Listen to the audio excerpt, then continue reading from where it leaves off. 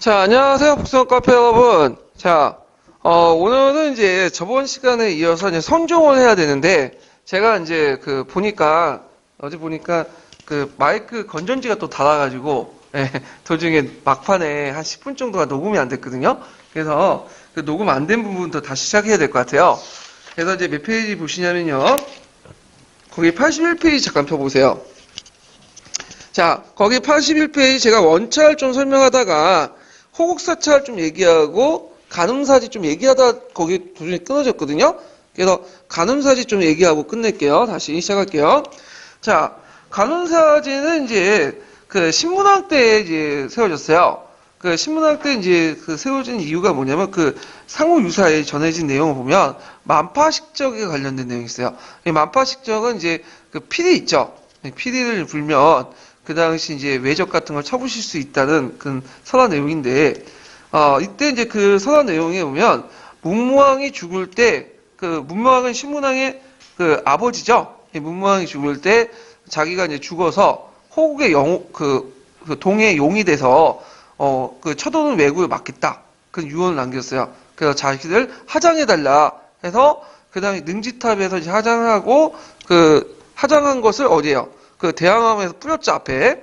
그리고 나서 그 맞은편에 그 신문왕이 자기 아버지를 위해서 그 뭐냐면 세운 호국사찰이 뭐냐면 간운사지예요. 그래서 간운사지인데 이게 원래 간운사인데 지금은 탑만 두 개 딱 있죠. 전은 없어지고요. 금당 없어지고. 그래서 간운사지터라고 얘기하는데 거기에 보면 이제 바다로 연결돼 있고 그다음에 동해의 용이 되는 문무왕이 그 간운사지 왔다 갔다 할 수 있도록 뭐냐면 조그만 통로가 있어. 물기가 이렇게 들어갈 수 있는. 예. 그래서 이제 이 간음사지가 이제 호국사찰의 대표적인 경우고요. 그다음에 이제 그 또 넘어서 이제 왕실 원차의 관리를 보면 그 항용사 같은 것들이 이제 주요 사찰인데 요때 항용사 선정이라는 간청을 설치하고 그다음 책임자로 각부의 장관급을 금이 아니라 급이에요. 그래서 임명했다. 이렇게 이제 보시면 되죠. 그래서 이 원차는 왕실도 그 만들었지만 귀족들도 만들었어요. 예, 이런 것들 좀 기억을 해주시고 원찰이 만들어진 배경은 뭐냐면 이 불교가 처음에 수입할 때 이 부족적 정통을 다 부인한 게 아니에요. 그 밑에 뭐냐면 그걸 인정하고 표현하는 과정에서 수용했기 때문에 족적인 정통들이 계속 남아 있었어. 예, 부족적인 정통들이 그래서 각 부장에 수정이 되는 귀족들이나 왕실대 사찰들 원찰들이 만들어지기 시작한 거죠. 예, 이런 것도 이제 같이 기억을 해 두시면 될 것 같아요. 이거는, 일본도 마찬가지예요. 일본도 불교를 수용할 때, 그, 종전의 어떤 부족 정통이나 자기 믿고 있는 토속신을 버리고 그냥 수용하는 게 아니라 다 포용해서 수용했죠? 그러다 보니까 이제 아스카 시대 같은 경우에는 돼지우라 해가지고 그 각 시족별로 뭐냐면 우라를 만들었어. 우라는 사찰이거든요? 예, 이것도 원찰이야. 그래서, 유명한 이제 사찰들이 다 돼지우라에 속하는 것들인데, 그래서 이제 이런 것도 이제 일본 살 때 좀 얘기를 할게요. 예. 그래서, 일본 같은 경우에는 예전에는 자기 가문의 권위나 왕실의 권위를 확보하기 위해서 큰 무덤을 만들었죠. 이게 대표적인 무덤이 뭐예요? 전방호응분 같은 것들이죠. 근데 이때 이제 아스카 시대 넘어오면서 정방호응분들이 이제 없어지기 시작해. 조금만 이제 석실분들도 바뀌게 되고, 그 다음에 대신에 자신의 권위나 왕실의 권위를 높이기 위해서, 돼지 우라라 같은 사찰들을 이제 많이 만들기 시작해요. 예, 요거는 이제 좀 나중에 얘기를 할게요. 예, 그래서 이제 이런 것들을 보시면 되고, 자, 그 다음에 이제 여기 보니 정토신앙인데, 자, 정토신앙 같은 경우에는 이제 그 예전에 설명하다가 제가 끊어진 것 같은데요. 다시 설명할게요. 자, 거기 보면 이제 그 정토신앙에 관련된 사조가 나오죠. 이거는 뭐와 관련된 사조냐면 읽어보시면 알겠지만 미륵신앙 중에 상생신학과 관련된 거예요. 이건 상생신학은 나중에 좀 얘기를 할게요. 자, 그러면 정토신앙은 좀 보면 정토신앙은 우리나라에서는 정토종이 수입되지 않았어요. 그래서 이제 일본이나 중국 같은 게 정토종이 수입되는데 우리나라 정토신앙이 수입되지 않았고 다만 이제 신앙 차원에서 이제 정토종이 수입되지 않았고 신앙 차원에서 뭐냐면 교파적으로 다 받아들이는 거야. 교종이나 뭐 선정계통을 다 받아들이고 그리고 정토종이나 정토신앙이 확산되면 공통적으로 나타나는 게 뭐죠? 불교의 대중화예요. 불교의 대중화. 예, 그런 것도 공통된 형상들이고요. 예, 특히 우리나라 같은 경우는 이 정토신앙을 고종뿐만 아니라 선종도 수용했고 특히 선종이 더 많이 수용을 했어요. 그래서 되게 이 선종이 이 정통신앙을 바탕 대중화를 깨했던 거거든요. 그 뒤에 이제 선종을 설명하겠지만 선종의 특징이 보통 우리가 대중화죠. 불교의 대중화. 근데 엄밀히 말하면 선종은 불교 대중화 거리가 멀어요. 중국이나 일본 같은 경우는 선종을 주로 믿는 사람들은 어떤 사람이냐면 지배계층이야. 엘리트 계층이고, 일본 같은 경우는 사무라이 계층이죠. 그 다음에 저쪽 뭐냐면 중국도 지식인들이 주로 믿어요. 왜냐하면 선종은 책을 보고 깨달은 건 아니지만 참선을 해야 되잖아. 자, 근데 참선하려면 시간이 많이 걸리죠. 그러면 어느 정도 시간이 넉넉한 이제 사람들이 할 수 있는 거야. 일반 대중들이 될 수 있는 게 아니야. 그래서 이제 이거는 선종 우리나라는 이게 뭐냐면 대중화와 관련돼 있지만 다른 나라에서는 대중화가 전혀 상관없는 엘리트 종교였다. 근데 우리가 대중화된 것은 이 정통신앙을 적극적으로 수용했기 때문에 선종이 그런 것들 이제 좀 특이한 걸 좀 이해를 해두시고요. 그러면 전통신앙은 뭘로 구성되어 있나? 이게 또 그 안에 또 미타신앙, 미륵신앙 이렇게 이제 내용이 있는데 요걸 이제 좀 볼게요. 자, 여기에 보면 이제 정토신앙이 있죠.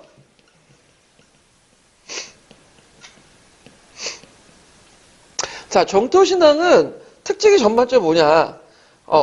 보통 종전의 종교는 뭘 강조했죠? 성불을 강조해, 성불. 성불은 뭐야, 성불은? 부처님이 되는 거야. 그래갖고 이제 성불을 하는 방법은 이제 현교와 밀교라는 게 있어요. 밀교는 진원종, 남화교 이런 것들인데 이거는 하려할 의식을 통해서 주문을 통해서 부처가 되는 거고 그 다음에 현교라는 것은 주로 참선이나 경전을 통해서 부처가 되는 거야. 그러니까 참선을 이제 통해서 하는 건 선종이 되는 거고 경전 같은 게 뭐예요? 주로 이제 우리가 알고 있는 청태종, 뭐 조계종 등등등등, 하엄종 이런 것들 다 여기에 속하는 거죠, 현교에. 근데 이제 정토신앙은 성불도 있어. 기본적으로 성불 얘네들도. 근데 얘네들은 뭐냐면 죽은 후에 어디 가냐? 정토에 가는 거. 또는 미륵불이 내려와서 우리를 구원해주는 메시아 사상이 있어요. 왜냐면 시간이 지나면 이 성불보다는 이쪽이 강조돼. 내가 죽은 후에 정토 가거나 내가 이제 뭐냐면 살았을 때 미륵불이 내려온 것을 원하게 되죠. 그러니까 대중들의 입장에서는 성불을 할 경우에는 자기가 시간이 너무 많이 걸리고 뭔가 많은 것을 알아야지만 할 수 있는 거야. 이거는 비용도 많이 들고. 그러니까 정토가 죽은 후에 정토 가거나 미륵불이 내려와서 우리 구원해 줄 거다? 편하죠. 그러니까 이제 정토신앙이 널리 확산되면서 정토종이 성립되고 정토신앙이 확산되면서 불교의 대중화가 일어나. 그리고 또 뭐냐면 불교가 종교화되기 시작해요. 대승불교 때도 종교됐지만 이때는 더 종교화돼. 원래 불교는 종교가 아니에요. 뭐죠? 이건 철학이고 심리학인데 우리가 종교로 인식하기 시작한 거는 이제는 정토신앙이 널리 확산되면서 이 종교로 인식하게 된 거야. 예. 자, 그러면 정토신앙은 이제 뭘로 구성되어 있냐? 하나가 이제 뭐냐면 미륵신앙이 있고요. 그 다음에 미타신앙이 있죠. 그 다음 미륵신앙은 또 두 가지로 구성되어 있어요. 상생신앙과 하생신앙이 구성되어 있고, 자, 있는데, 그러면 미타신앙부터 설명할게요. 미타신앙은 이제, 언제 들어왔냐? 통일신라 시대 때, 중대 때, 주로 이제, 우리가 알고 있는 원효라든지, 그다음 대공이라든지, 그다음 육두풍이나 오두풍 승려들을 통해서 확산이 되기 시작했는데, 이 미타신앙의 주요 내용이 뭐냐면, 우리가 지금 살고 있는 세계는 어떤 세계죠? 중국, 불교식 예토라고 해요. 지금 현생을. 그리고 죽은 후에, 가는 제 세계를 정토라고 해요. 정토. 보통 극락세계라고 하죠. 극락세계. 그래서 이제 여기에서 못된 일 하면 정토, 극락세계 가는 거고, 못된 일로 가면 뭐예요? 지옥에 빠지는 거잖아? 예. 그래서 이제 불교도 청단과 지옥이라는 개념이 있어요. 기독교와 마찬가지로. 그러면 이제 사람들은, 정토세계를 가기를 원하죠. 죽은 후에. 그러면 이제 정토세계를 가려면 어떻게 가야 되냐? 자, 이때 이제 미타신앙이 간단해. 나무아미, 타불, 간세음, 보살. 만 연불 외우면 죽은 후에 어떻게 돼요? 저기 정토로 가는 거야. 극락세계로. 그러면 여기서 나무는 뭐냐 하면 보통 범어로 나무스라는 의미거든요. 나무스를 이제 음치한 건데 산스크리트 나무스는 뭐냐면 믿습니다. 귀의합니다. 하는 뜻이야. 그러면 어디에 귀의하죠? 아미타불과 간세음 보살에 귀의한다는 거야. 그래서 이 말은 뭐냐면 예수 천국 불신 지옥하고 똑같은 거예요. 예수 믿으면 뭐야? 기독교에서는 천국 가잖아. 예? 그러면 이거 마찬가지로 아미타불과 간세음보살 믿습니다 외치면 뭐야? 정토세계 가는 편하죠. 요 연불만 외우면 그냥 가니까. 예. 그래갖고 이제 그러는데 여기서 그 미타 신앙의 주부는 아미타불이에요. 그러면 여기에서 간세음보살은 뭐냐? 간세음보살은 보살이란 말부터 이제 이해를 하셔야 되는데 보살은 뭐냐면 자기가 깨달음에도 얻음에도 불구하고 뭐냐면 그 정토나 그런 데 가지 않고 뭐냐면 계속 현세에 있는 거야. 그래서 여러 가지 모습으로 뛰어나가 여러 가지 모습으로 나타나서 민중들 구제를 해주는 거야. 이게 보살이에요. 간세음 보살은 아미타불은 어디에 있어요? 죽은 후의 세계에 있죠. 정토에 있죠. 근데 죽은 후의 세계도 있어야 되지만 지금 당장 살아있는 세계에 뭔가 자기를 도와줄 수 있는 사람이 필요하잖아. 이 사람이 누구예요? 간세음 보살이에요. 간세음 보살은 곳곳에 생활 곳곳에 다 있어. 여러 가지 모습으로 바뀌면서 일종의 아바타죠. 그런 식으로 여러 가지 모습으로 존재를 하고 있고 우리를 도와주는 존재야. 그래서 이제 간세음 보살을 모시는 사찰을 가문사찰이라고 해요. 가문사찰이라고 하는데 가문사찰 전국에 한 3개 정도 있는가? 3개 있는데 여기는 진짜 모여가지고 진짜 뭐 수능이라든지 인고 합격해달라고 뭐 행정고시 합격 맨날 어머니들 비는 곳이 거기야. 가문사찰이죠. 그러다 보면 돈이 많이 생기죠. 예, 제일 돈을 많이 벌 수 있는 사찰이 요 사찰이에요. 왜냐 빌면 그냥 빌겠어요? 여러 가지 뭐 돈도 갖다 바치고 그러겠죠. 예. 자, 그 다음에 이제 이 미타신앙 통일신라 중대 때 확산돼서 대중화에 크게 기여했다. 그래서 우리가 이제 알고 있는 원효도 이 미타신앙을 이용해서 불교를 대중화시켰다. 이렇게 보면 되고요. 미륵신앙을 보죠. 미륵이라는 존재는 어떤 사람이냐면 지금 현세 부처가 누구예요? 석가모니죠. 고타바시타타. 고타바시타가 죽은 후에 억경년 후에 미륵이라는 그 미륵부는 새로운 부처가 등장하는 거예요. 이때 억경년이라는 것은 그냥 시간적 개념이에요. 그냥 이상적이고 추상적 개념이기 때문에 이게 뭐냐면 크게 물리적 시간으로 계산할 필요 없고 이 억경년은 주관적이기 때문에 자기 시대를 그렇게 생각할 수 있겠죠. 그때마다 우리가 이제 미륵불이 내려오는 시기 이렇게 오는데 그 미륵신앙 2가지가 있어요. 하나가 상생신화가 있고 하생신화가 있거든. 상생은 뭐냐? 미륵부는 이제 어디 사냐면 이게 오늘 가져온다 했는데 깜빡했네. 집에 그 보드마크를 갖고 와야 되는데 이거 어저께 하나 있었던데. 네. 자, 미륵부는 어디 사냐? 자, 이게 산이 있다. 보통 이제 불교에서 강조된 수미산이 이상적인 산이 있어. 수미산 위에 뭐가 있냐면 도솔촌이라는 게 있어요. 이 도솔촌은 이제 어떤 곳이냐면 여기가 예토죠. 그 다음에 여기가 도솔촌이고 죽은 후에 가는 게 어디죠? 정토죠. 정토와 예토의 중간에 있어. 수미산 꼭대기에 있어요. 그러니까 살아서 갈 수 있는 세계야. 요게 되게 이상적이고 이 도솔촌은 누가 사냐면 미륵불이 사는 세계야. 그런데 이제 상생은 뭐냐면 여기에서 열심히 이제 수행을 해서 닦아내면 이게 뭐냐면 갑자기 내가 어느 데 선불하는 순간 위로 팍 올라가는 거야. 어디로? 요쪽으로 도솔촌으로. 그래서 살아서 내가 기쁨을 누릴 수 있어. 그래서 이제 여기 보면 이제 이 사료에 보는 그 내용은 요거예요. 상생신앙이야. 그러니까 이거는 이제 주로 이제 시간이 남아도는 귀족들이 주로 믿었어요. 이거는요. 예. 그 다음에 하생신앙은 뭐냐면 도솔촌에 살고 있는 미륵불이 내려오는 거야. 그래서 이 세계를 구원해 주는 거야. 그러니까 메시아적인 어떤 특징을 가지고 있죠. 예. 그래서 이 세계를 구원해가지고 이 세계를 평온하게 해주고 유토피아적 세계를 만들어주는 거야.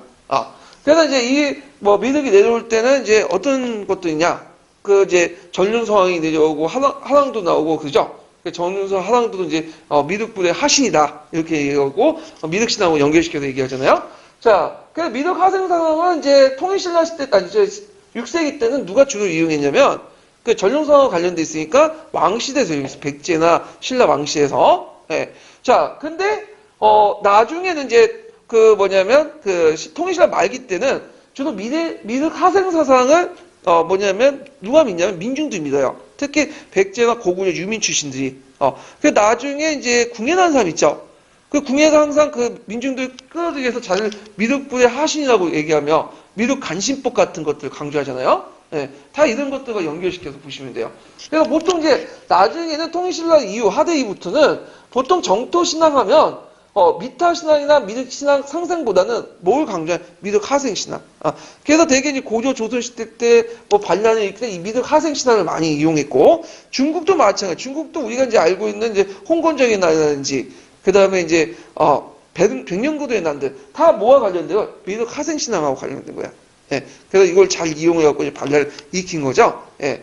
그래서 이런 것과 이제 해서 정토신앙에 대해서 설명을 했어요. 예.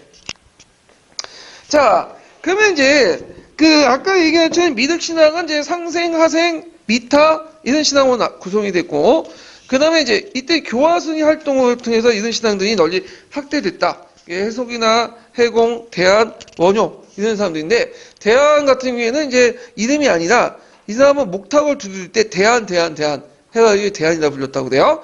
자, 그 다음에 이제 정토사상은 범종교적으로 다 정파적으로 다 수용되는데, 대표적인 게 하엄종인데, 하엄종은 본찰이 이제 부속사의 금당에 무당 수준이 있어야 되는데, 거기 무당 수준은 없고, 비도나자, 무당 수준에 이제 안에 비도나자분은 없고, 비도나자분은 불상이 있어야 되는데, 주불이, 비도나자분은 없고, 안에 뭐가 있냐? 아미타부 있어. 이 아미타부는, 누구와 관련된? 미타신앙과 관련된 거죠. 예.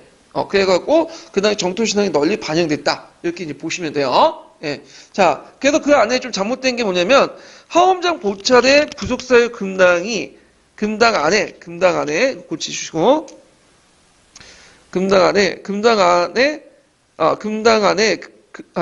하엄상 보찰의 부속사의 금당이 무당 수준 안에, 금당이 무당 수준 안에도 고치세요. 안에, 거기에 비두나자부 있어야 되는데, 안에는 비두나자부 있어야 되는데, 안에는 비두나자부 없고, 뭐가 있다는 거죠? 아미타불만 있다는 거. 이렇게 고쳐주세요. 안에는 비누잡이 없고, 뭐냐면 아미타불만 존재한다. 이렇게 쓰셔야지 이제 좀 문맥이 맞을 거예요. 예. 자, 그래서 이제 이렇게 해서 이제 한번 봤고, 자, 그 다음에 이제, 교종 보죠.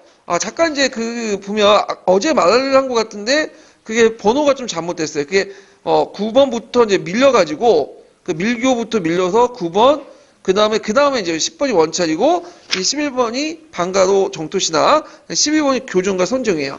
예. 요거 좀 고쳐주시고요. 번호. 자, 그러면 교종하고 이제 선정을 이제 볼게요. 자, 보통 이제 선종이라는 것은 중국에 있어요. 제일 중국화된 불교가 선종이죠. 예, 이건 좀 나중에 좀 얘기할 텐데. 근데 교종이란 말은, 불교 없는 말이야. 불교에서는 교종이라는 개념을 쓰지 않아요. 예. 교종이라는 건 왜 많이 상상되는 우리나라에 있는 개념인데, 선종이 널리 확산되면서 그 선종과 반대된 그것을 다 교종이라고 해요. 그리고 교종과 선종이는 다 어디에 속하는 개념이죠? 형교에 속하는 개념이에요. 밀교가 대입되는. 자, 그래서 이제 교종은 선종이 참선을 강조한 데 반해서 교종은 뭘 강조해요? 경전을 통해서. 경전을 통해 깨달음을 얻는 종교, 성불할 수 있는 종교가 교종이라고 해서 보통 통칭해서 교종이라고 하는 거예요. 우리나라에만 쓰는 어떤 용어다. 그래서 이제 신라 중대 때 교종의 교단들이 이제 형성이 됐는데, 주의할 것은 이 교단이라는 것은 나름대로 이제 조직도 있어야 되고, 그 다음에 여러 가지 인적 구성원도 있어야 되고, 그렇기 때문에 교단 성립은 신라 중대로 보는 학자들이 별로 없어요. 대개는 어디로 보냐면 신라 통일신라 말기 정도 이렇게 보고, 요때 이제 신라 중대 때 오교라고 하는 거는 통일신라 말기 때 형성된 종파를 기준으로 해서 소급 빼가지고 얘기를 하는 거예요. 예. 근데 교과서에는 그렇게 적혀 있으니까 말을 할게요. 교과서 기준에 따라서. 자, 특징은 경전에 의거하여 불교의 진리를 터득하는 불교 공파죠. 그러니까 불교의 진리를 터득해서 뭘 하는 거예요? 부처님이 되는 거죠. 성불을 하는 거죠. 그래서 귀족 계급이 주도했고 상당히 보수적인 경향이 있다. 그래서 오교수라고 나오지는 않겠죠. 예, 근데 뭐 많이 익히다 보면 좀 애울지긴 하는데, 자, 대표적인 이제 종파가 보독의 열반종이죠. 그래서 열반종은 이제 예전에 말한 것처럼 영계소문의 도교 강조 정책 때문에 이제 불교가 탄압받았잖아요. 그래서 도교와 대항하는 과정에서 이 보독이 열반종을 했어요. 이 사람은 원래 고구려 출신인데 이 사람은 이제 백제에 내려왔어요. 그래서 백제에서 열반종을 이제 창시를 했고요. 그 다음에 이제 거기 보면 이제 불성을 일체 중생이 모두 가지고 있다고 주장해서, 이 불성이 일체 중생이 모두 가지고 있기 때문에 당연히 부처도 또 뭐가 되는 거야? 모든 사람이 될 수 있다. 이런 식의 논리가 되는 거죠. 그래서 도교의 불교장생 사상을 비판하면서 금강성같이 이제 깨지지 않는 불성이 그 일체 중생을 모두 가지고 있다. 그러니까 그러기 때문에 뭐냐면 그 모든 사람이 성불할 수 있다. 이런 논리가 나와요. 예. 그래서 보통 이제 불교장생을 하는 방법 중에 도교에서 두 가지 방법이 있죠. 하나가 뭐냐면 뭐 이상한 약을 먹는 거야. 뭐 금당 같은 것들. 그다음에 또 하나가 그 안에서 이제 양기를 독과가서 이는 뭐냐면 그 안에서 내단을 맞는 거죠. 내단을. 그래서 그걸 바탕으로 불교장생을 하는 거죠. 마찬가지로 불교도 계속 깨달음을 얻으면 뭘 할 수 있어? 금강석을 이제 단단히 할 수 있어. 내 몸속에 있는 금강석은. 그래서 이걸 통해서 불교장생을 할 수 있다. 이런 식으로 얘기를 하는 거죠. 불교장생이라는 말이 이제 부처가 되는 건데, 여기서는. 자, 하여튼 열반종이 있고, 그 다음에 이제 계율종이 있죠. 계율종은 율종이라고 하는데, 그 뭐냐면 이제 자장, 그 다음 백정, 겸액 해가지고 각 그 뭐냐면 삼국이 강조되는 불교예요. 그래서 삼국시대 때는 제 계율종이 강조됐어. 왜 계율종이 강조됐냐면 예전에 말했죠. 어떤 삼국시대에 이제 뭐냐면 고대 국가 형성에서 제일 중요한 율령이잖아요. 근데 율령을 받아들이기 위해서 처음에 뭘 받아들였어요? 불법을 받아들인다고 했죠. 그래서 불법을 제일 수용하는, 유를 강조하는, 불법 내 교단의 어떤 계율을 강조하는 것이 계율종, 율종이기 때문에 그러죠. 자, 그 다음에 이제 그 원효가 법성종을 세웠다. 이것도 외워두세요. 네, 이거 예전에 시험문제 나왔죠. 법상종이 아니라 법성종이야. 원효가 세운 거는. 그리고 참고로 원효는 대중화했겠지만 이 사람은 선종이라고 얘기하면 안 돼요. 이거는 교정이에요. 왜냐하면 남이아미타불 간세음 보살도 이쪽이 뭐야 이거는. 깨달음을 얻기 위해서. 깨달음을 얻는 것보다는 뭘 강조하는 거죠? 경전의 구절을 강조하잖아. 염송을. 그렇기 때문에 그 뭐냐면 이 사람도 교종 계열이다. 이렇게 보시면 되고, 하엄정이죠. 하엄정은 의상이 세운 건데 전제왕권을 강화시킨다.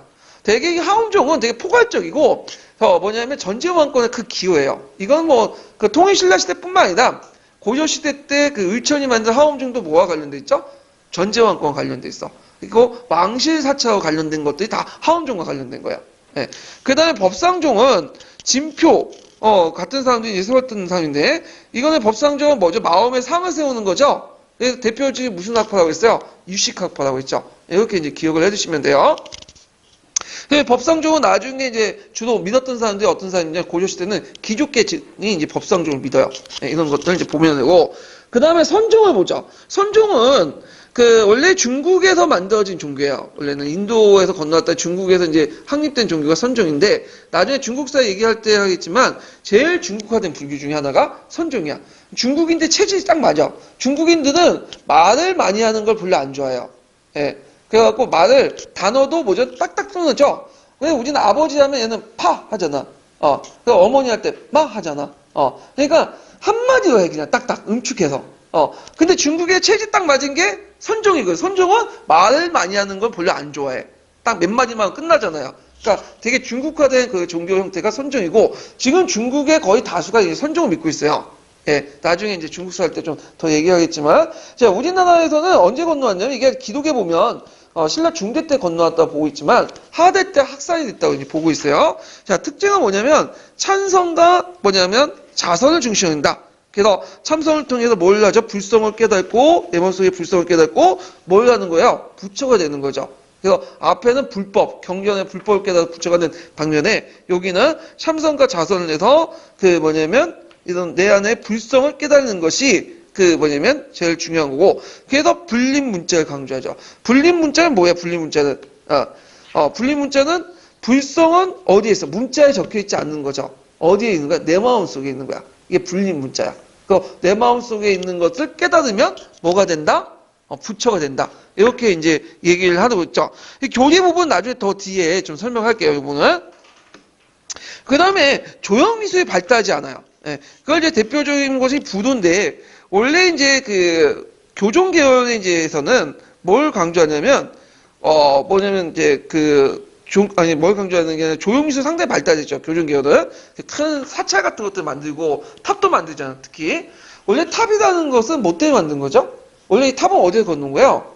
인도에서 건넌 거예요. 인도에서. 그래서 이제 원시불교에서 인도에서는 탑이 그렇게 숭배 대상이 된 게 아니에요. 이게 원래 나중에 인도사 얘기할 때 얘기했는데, 원래 탑이라는 것은 사리를 보관하는 부처님 사리.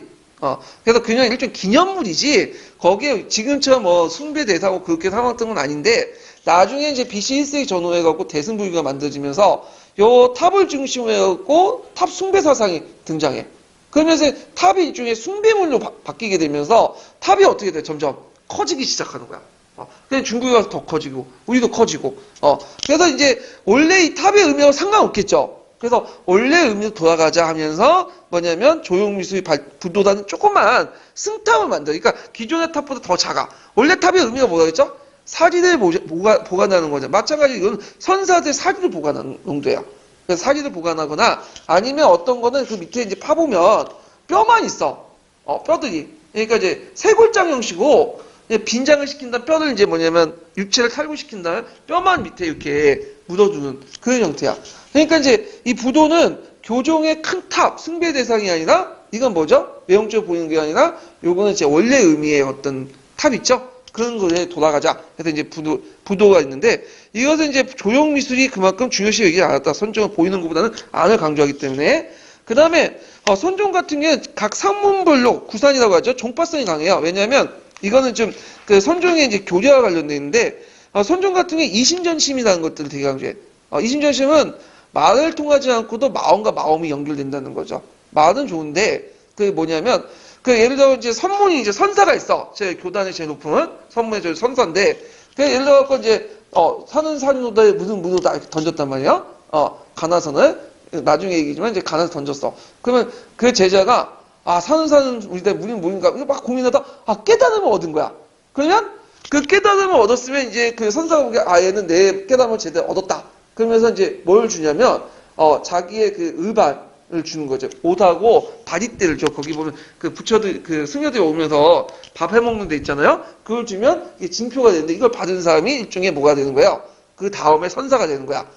법통이 되고 그러다 보니까 누구만의 눈치를 볼 수가 누구의 눈치를 볼 수밖에 없죠. 선사의 눈치를 볼 수밖에 없는 거야. 오늘날만 선사가 갑질하는 거지. 예. 그래서 권력관계에 있는 거잖아요. 예. 미투운동처럼 이렇게 하진 않겠지만, 남자끼리만 있었으니까. 그렇지만 일단 선사의 말에 들을 수밖에 없기 때문에, 그러면 선사와 제자 간의 관계가 상당히 동독해요. 절대적이고. 그런 특징이 갖고 있다. 그렇기 때문에 상당히 종파성이 강하고 다른 산문에 대해 배타성도 강해요. 이런 것들이 특징을 갖고 있다는 걸 있고, 그 다음 불법보다 뭘 강조한다? 마음 있는 불성을 부처님 마음을 강조한다. 이렇게 이제 보시면 되겠죠. 자, 그 다음에 전례를 보면 아까 말한 통일 전후 수용하고 널리 이제 후기 때 확산됐고요. 그 다음에 이제 도의의 가지산파 시작해서 마지막 이염의 수미산파까지 이제 이어졌다. 이렇게 이제 보면 돼요. 설립 주체가 예전에 하면 시험 문제 나오는데 보통 우리가 이제 육두품만 이제 그 뭐냐면 구산을 세울 거라 생각하지만 실제 육두품 주도지만 다양해요. 진골도 있고 호족도 있고 그래요. 예를 들어 해철의 독립상파 같은 경우에는 누가 세웠냐면 호적세 여기 있었어요. 이 판으로 돼 있네. 도윤의 사자산파는 또 호족도이고 그 다음에 범위대 상고산파는 숙두품, 무엄의 성자사파는 그 육두품 등등 다양한 계통이 있어요. 범위대 사고사파 같은 경우에는 이 사람은 이제 그 특징이 뭐냐면 이 사람은 진골 출신이야. 근데 조상이 근데 이제 강등당해서 나중에 지방에 육두품이 된 사람이고 그다음에 몽염의 성주사파 같은 사람도 육두품이자 실제로 그 조상들 보면 진골 출신이야. 근데 강등당해서 육두품이 된 사람이야. 예. 그래갖고 이제 다양한 세력들로 구성이 있다. 자, 세력의학대에 보면 이 원래 그 선종은 개인주의 성향이 되게 강해요. 왜냐하면 자신의 마음속에 불성을 깨달는 것 때문에 되게 주관적인 거잖아요. 개인주의 성향이 강하고 그 다음에 내가 깨달으면 나도 부처가 될 수 있다. 이런 말은 뭐냐면 내가 한 세력하면 나도 왕이 될 수 있다는 논리가 나오죠. 그러니까 이제 호족들이 되게 좋아하는 거야. 그러면서 이제 신라 중심의 어떤 획일적인 그 통치 구조보다는 내가 깨달아서 내가 만든 법이 우위다라는 걸 논리로 나오잖아. 선종도 그걸 이제 뒷받침해주고, 내 말이 꼭 부처님이 말씀이다. 이렇게 얘기할 수 있는 거 아니에요? 그러다 보니까 중앙 그 정부의 간섭도 배제하고 지방의 호족의식이 강할 수 있다. 그래서 이 선종의 혁신성과 단순성과 벌어서 호족에게 확대했다. 이렇게 보시면 돼요. 이런 것도 있는데, 이게 단순하다는 것을 좀 주의할 게 뭐냐면, 그 선종이 단순화해서 너무 대중화가 연결되는데 그게 아니에요. 그 뭐냐 중국의 단순성은 상당히 복잡하고 고귀한 게 다 들어가 있어. 왜냐 우리가 이제 그 알록달록한 거보다는 디자인에서 좀 매끄럽고 단순한 그 디자인이 요즘에 인기 많잖아요. 이 단순함 속에서 수많은 복잡한 함의가 들어가 있는 거야. 그냥 산은 산이다 물은 물이다 이렇게 말을 할 때 단순하죠 말은. 그렇지만 그 속에 뭐야 복잡한 함의가 들어가 있어. 그걸 깨닫기 위해서는 몇 년씩 고생을 해야 돼. 그래서 그냥 단순하다 때문에 뭐 지방고족들의 의식이 부합되는 것보다는 그 오히려 그 지방고족들이 있는 단순함 속에 복잡을 깨달음으로써 나오는데 그 깨달음을 통해서 중앙 권력과 다른 세계 질서를 만들 수 있다. 이런 거에 초점을 맞춰서 얘기를 해두셔야 돼요. 그리고 참고로 선종은 아까 말했지만 이렇게 단순한 그 선종은 그 대중화된 종교가 아니에요. 근데 우리나라는 왜 대중화된 종교로 이렇게 생각을 하냐면 선종하고 뭐하고 결합돼서 그런 거죠? 정토종과 결합돼서 그런 거야. 정토사서 적극적으로 받아들이기 때문에 그런 건데 우리나라만 특이한 현상이고 일본이나 중국의 선종은 엘리트 종교다. 이렇게 좀 기억을 해주시면 돼요. 자, 하여튼 선종의 사상을 볼게요. 선종의 사상은 부처님 말씀, 불법보다는 부처님의 성품, 불성을 강조하는 특징을 갖고 있죠. 그래서 이제 그 뭐냐면 그 교리적인 측면에서 보면 이제 그 불림문자, 교회별전, 직지이심, 그다음 즉시성물 그런 내용도 있는데 이거는 이제 그 뒤에 이제 유식학파를 좀 또 발전된 거야. 유식학파에 좀 발전된 게 선사상이죠. 불림문자 같은 게 뭐냐면 아까 이제 문자, 경전에 의지 않고 심성을 닦는 데 강조한다. 그러니까 부처님 말씀은 어디에 있는 거야? 뭐 불경에 있는 게 아니라 내 마음속에 있다. 불성에 있다. 이렇게 이제 하고 교회별제라는 건 뭐냐? 이심전심. 그러니까 말을 통해서 전달받는 게 아니라 뭐예요? 마음과 마음을 통해서 전달받는 거야. 깨달음을 통해서 깨달음과 말과 말을 통해서 하는 게 아니라 마음과 마음을 통해서 전달받는 게 교회 별전. 그러니까 교회라는 것은 경전을 제외하고 가르침을 전달하는 거. 그러니까 마음과 마음의 전달이죠.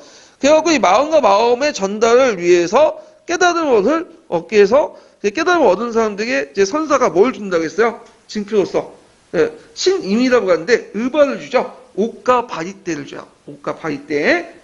승려의 밥그릇과 옷을 주고 그런 것들이 있고 그 다음에 이제 되게 보리다말부터 시작하고 달마대사 알죠? 달마대사가 이제 성종의 우두본인데 성종이 달마가 의반을 누구한테 전달하는 것에 따라서 그를 정통으로 삼고 조사를 만들어요. 그러니까 조사는 그 제일 높은 거예요 교단에. 근데 이제 그 후에 이제 선종도 갈려져 나가거든요. 그러면 자기가 뭐 보리 달마의 정통이다 하면서 여러 파들이 또 생기게 되죠. 이거 구사한도 이런 식으로 이제 생기게 되는 거야. 예. 자, 그래서 이제 있고 직지인식 경성운동. 직지인식은 뭐냐면 온갖 편견을 벗고 참된 마음을 통해서 보면 자기 내면의 불성을 깨달아 복처가 될 수 있다. 이렇게 주잖아요. 예. 직지인심 뭐냐면 그 경성오도. 그래서 여기에서 경성에서 성은 불성이고요. 오도는 내 오자니까 내 마음속에 불성을 보면 나도 뭐가 될 수 있다? 부처가 될 수 있다. 그러면 여기에서 온갖 편견을 벗어나는 것은 뭐에 벗어나는 거야? 집착에서 벗어나는 거야. 집착이. 언어가 가지고 있는 집착에서 벗어나다. 그래서 언어는 특정한 언어를 가지고 있으면 편견을 가질 수밖에 없고 그 편견에 집착하면 세상의 전체적인 모습을 볼 수 없어. 그럼 내 마음의 진정한 안에 있는 불성도 볼 수 없다. 그래서 그 언어가 가지고 있는 집착에서 벗어나. 이렇게 주인. 그러니까 오늘날 포스트 모더니즘 주장을 이미 선종에서는 이미 깨닫고 있었던 거야 이게. 유럽인은 나중에 동양 중국 사람들이 다 깨닫고 인도 사람들이 깨닫고는 나중에 그게 주장을 한 거고. 자, 그다음 즉시 직불, 즉시 성불. 그러니까 이 말은 뭐냐? 그 즉시 직불은 이제 그 내 마음 속에 부처님의 모습을 보면 나 곧 뭐가 할 수 있다?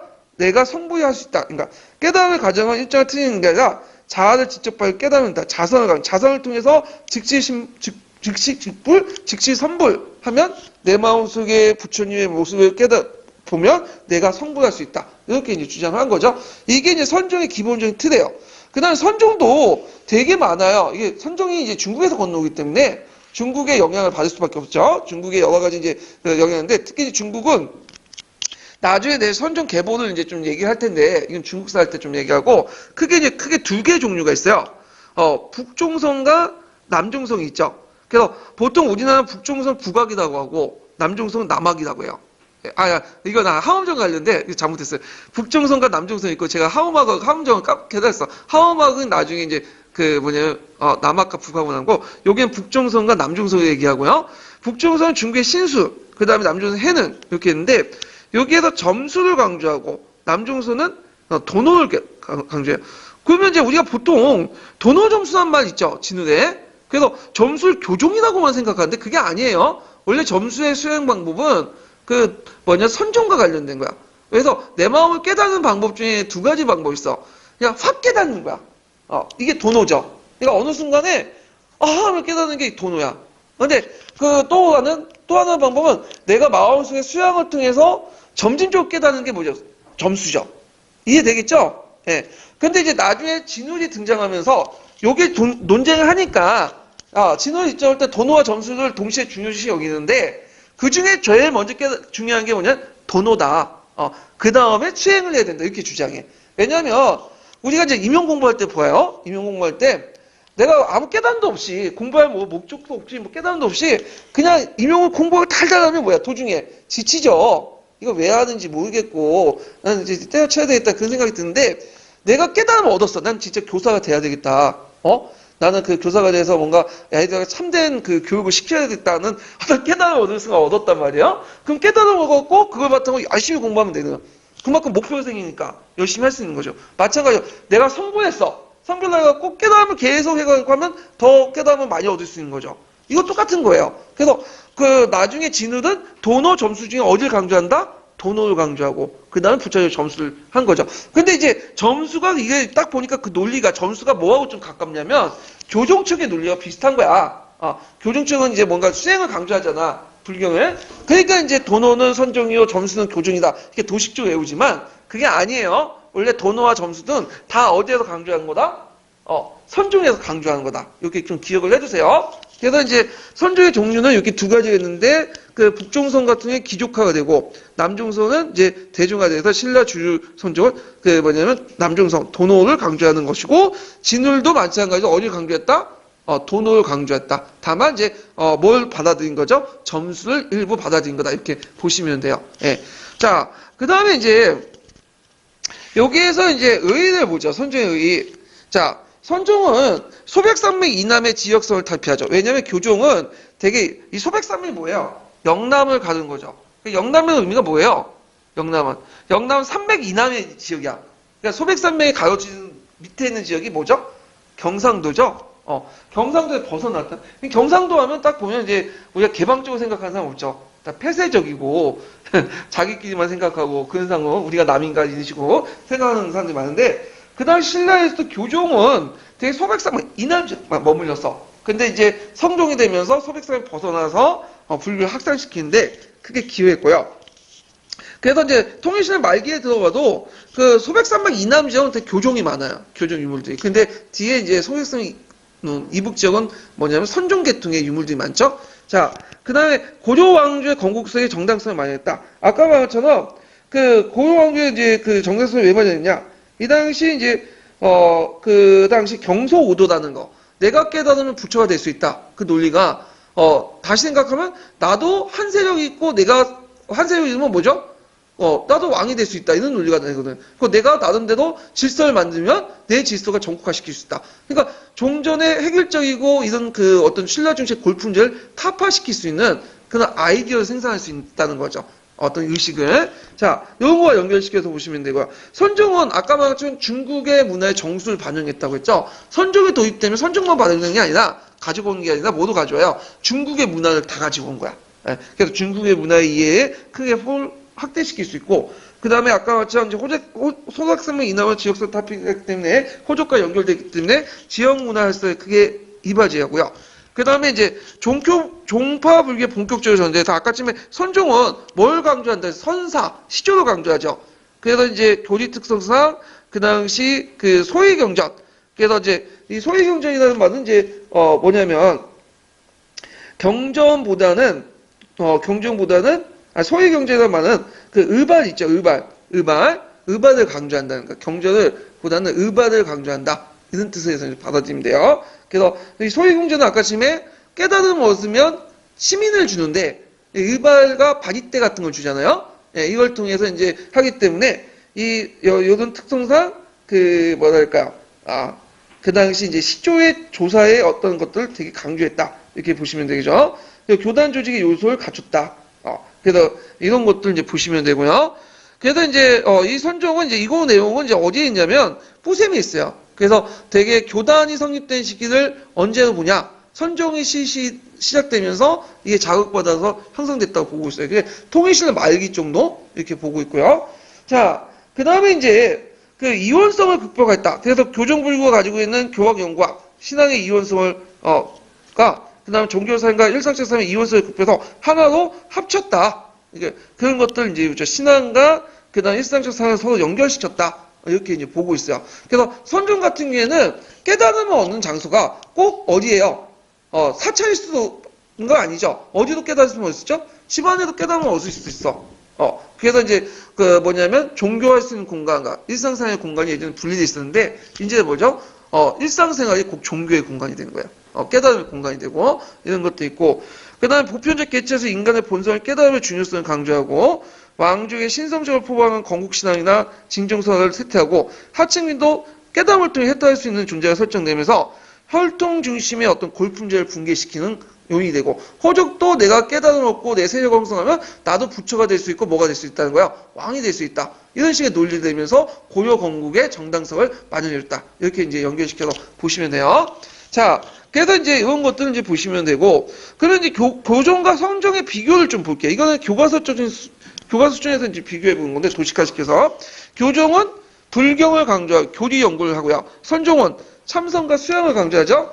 교종은 교대, 중대, 근데 선종은 신하대, 그 다음에 교종은 왕실과 귀족을 강조하고 주로 지지하고 선종은 지방호적, 육두품, 그 다음에 성격은 정통과 권위를 강조하고 근데 선종은 개인주의 반신라적이고 그 다음에 교종인 전제왕권 강화, 고려의 건국의 세상적 바탕이 되고요. 건국에 그 다음에 교종은 조형미술이 눈에 보이는 걸 강조하기 때문에 되게 발달했는데 선종이 발달하지 않았다. 그게 볼 수 있는 대표적인 그 유물이 부도죠, 부도. 예. 그런 걸 이제 보시면 될 것 같아요. 예.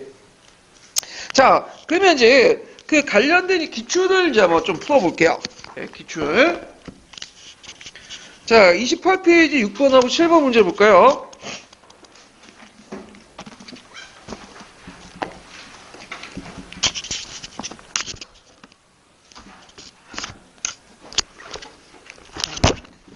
이거 아닌데. 네. 아유.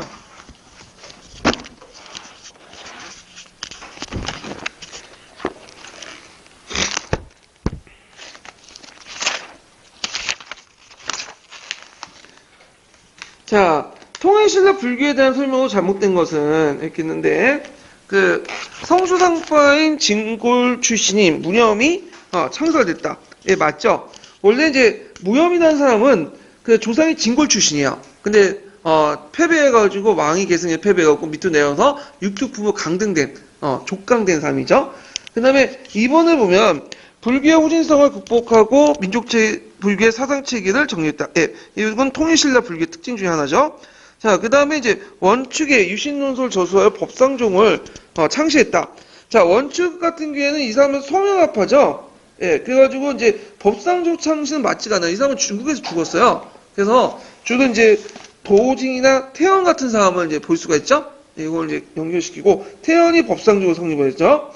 자, 호흡불교 정신에 따른 따라 대항 가문사 등 유적을 남겼다. 맞죠? 대항은 문망이 동해를 지키는 호국왕이 돼갖고 만든 기념비고 이 대항에서 이제 뭐냐면 문망이 뭐라고 할까요? 문망이 이제 하장을 한 다음에 문망이 이제 인분을 뿌렸다는 설도 있고 묻혔다는 설도 있는데 한번 파보고 조사해 보니까 그거 없어 아무것도. 그래갖고 뿌렸다는 설이 이제 유력하고요. 가문상 그 맞은편에 있는 거죠. 문망의 은덕을 기리기 위해서 신문학 때 건립한 것이 간운사인데 지금은 탑만 남아있죠. 예, 간운사지라고 하죠. 탑만 남아있고. 자, 그 다음에 이제 뒤에 넘어가서 몇 번을 보냐면 7번 문제 보세요. 7번 문제. 요거는 뒤에 이제 그 뭐 무덤 형태하고 이제 관련된 것도 좀 같이 포함되어 있는데 전반적으로 이제 무덤 형태 같은 것들이 포함되어 있는데 그 보면요. 자, 거기 보면 이제 그 이거는 보면 7번을 보면 잠깐만요. 자, 신라 하대 문화에 대한 설명으로 오는 것은 설명을 받은 것은 이렇게 있는데 자, 여기 보면 이제 선종의 영향으로 그 이게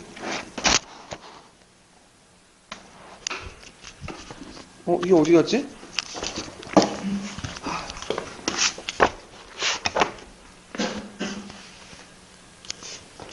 여기 신라하대 문화에 대해서 바르게 설명한 것은 이렇게 했는데 그 당시 선종의 영향으로 조형미술이 발달했다. 오히려 선종의 영향으로 조형미술이 발달된 게 아니라 뭐죠? 쇠퇴했죠. 이런 것들 좀 기억을 해주시면 되고 자 2번을 보면 풍수지선은 신라 정부의 권위를 약화시킨 구실을 했다. 맞죠? 이건 좀 뒤에 설명할 텐데 이 풍수지선은 이제 도선 때 본격적으로 도입을 했어요. 그래서 우리나라 풍수는 뭐와 연결된다고 했죠? 도참사상에 연결된다고 했죠. 그래서 우리나라의 어떤 자연지세를 보고 앞날 예언은 풍수 도참사가 발달했는데 그래서 풍수 도참사는 경주 중심의 행정조직의 개편을 통한 지방주시의 국토재편성을 강조하고 재평성을 강조하고 자기 고향에서 왕이 나타난다는 식으로 얘기를 해요. 그러다 보니까 신라 권위를 약화시키죠. 대표적인 게 도선비기예요. 도선비기. 도선비기는 이제 그 내용은 지금 없지만 고조사 조례에 있는 건데 그걸 이제 그 인용한 건데 그 내용들 보면 도선비기는 개경에 누가 나타나는가? 왕기가 서져 있다는 거예요. 누가 도선이 썼던 그 책이라고 전해지고 있는데 그러다 보니까 누구 건국의 정당성을 얘기하죠?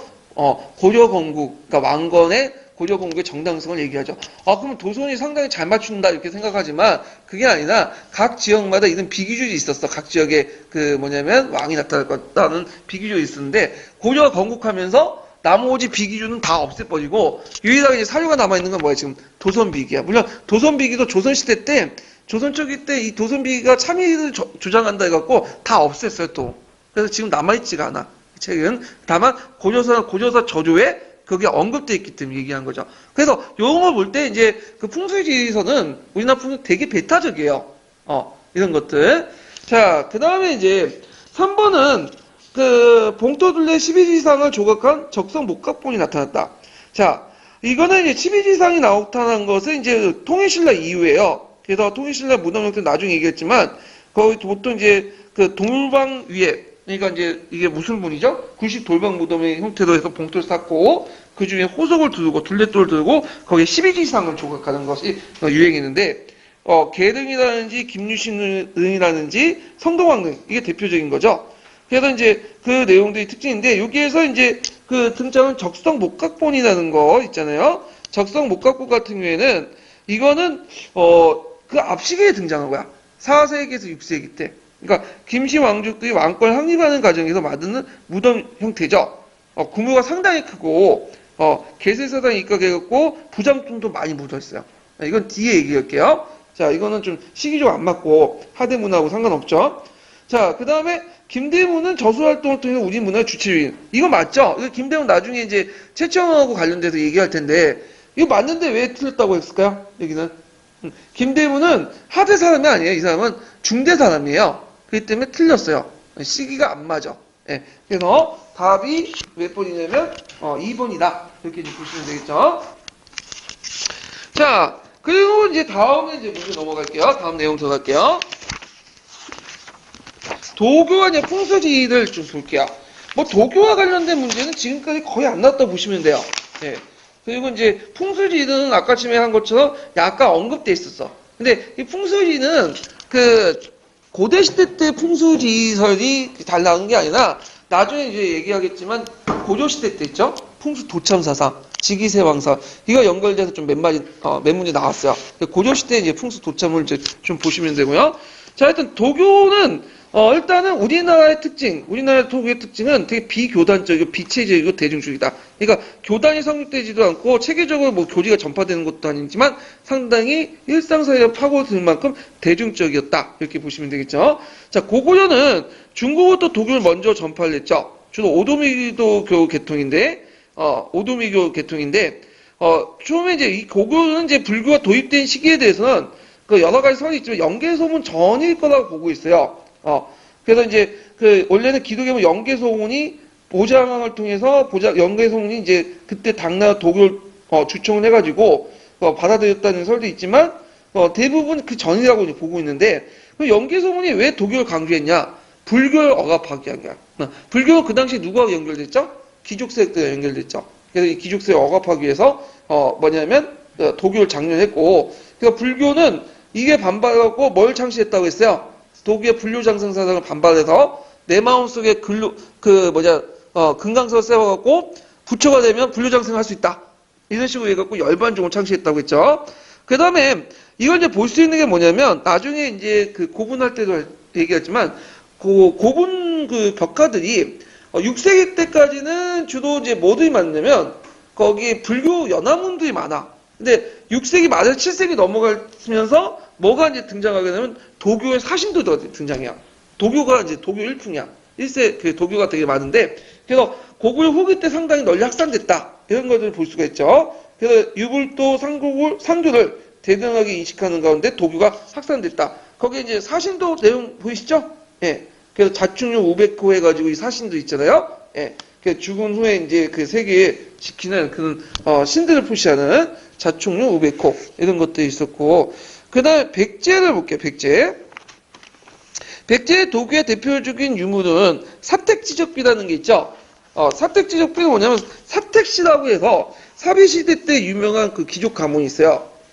그래서 이제 있는데 그 당시 이제 부여읍에서 발견된 백제시대 비석이에요.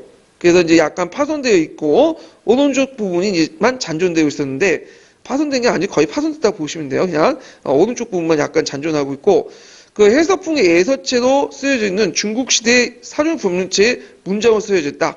그래서 늙어가면서 한탄하면서 그 내용을 보면 이제 불교에 기인한다는 내용도 있고 그다음 도교적인 어떤 사고방식도 또 보여요. 예. 그래갖고 이제 사택지적비를 이제 도교와 관련된 유물로 파악을 하고 있죠. 이런 것도 이제 보시면 되고요. 그래서 이제 있고 그 다음에 또 하나가 이제 뭐냐면 산수문전이라고 있는데 산수문전은 뭐냐? 보통 이제 예전에 탑이라는 게 전돌이라는 게 있어요. 전돌은 뭐냐면 지금식 벽돌이 아니라 정통 벽돌이 있어요. 그 정통 벽돌에 뭐가 그려져 있냐면 삼신산이나 도간이나 그 다음에 이제 도사 같은 그런 모양이 그려져 있다. 그래가지고 이제 이렇게 했는데 일명 이걸 삼수문이 벽돌이라고 해요. 삼수문전.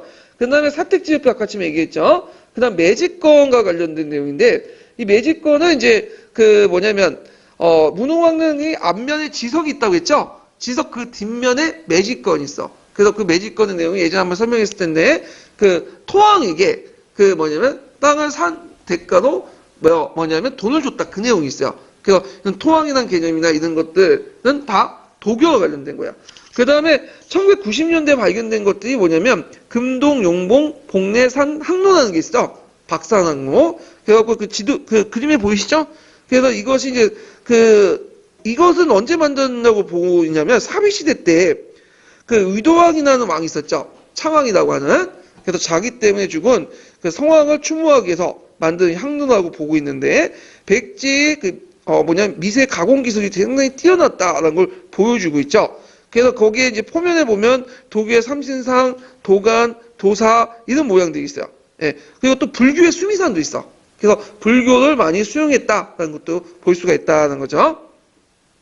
자, 그 다음에 이제 신라에 보면 12간지 해가지고 이제 묘지를 둘러대서 12간지를 사용한 거나 이메이전이라 해갖고 안악지 아시죠? 안악지 앞에 큰 건물이 하나 있어요. 무너진 걸 다시 복귀했는데 거기 발굴하는 과정에서 이제 삼신사 같은 것들을 조성했다. 이런 것들을 이제 보시면 되겠죠. 자, 그래서 이제 요렇게 이제 해서 도교가 삼국에 널리 확산됐다. 이렇게 이제 보면 되고요. 풍수지리설을 좀 볼게요. 자, 신라만 승려 도손이 이제 본격적으로 중국에서 이제 수용했죠. 예전에도 조금씩 있지만 삼국시대부터 전래됐다고 보지만 본격적으로 수용된 건 통일신라 말기 때 이제 본격적으로 수용을 했어요. 그래서 이제 그 내용을 보면 우리나라 풍수는 대개 보면 어떤 사상과 결합됐다고 했죠?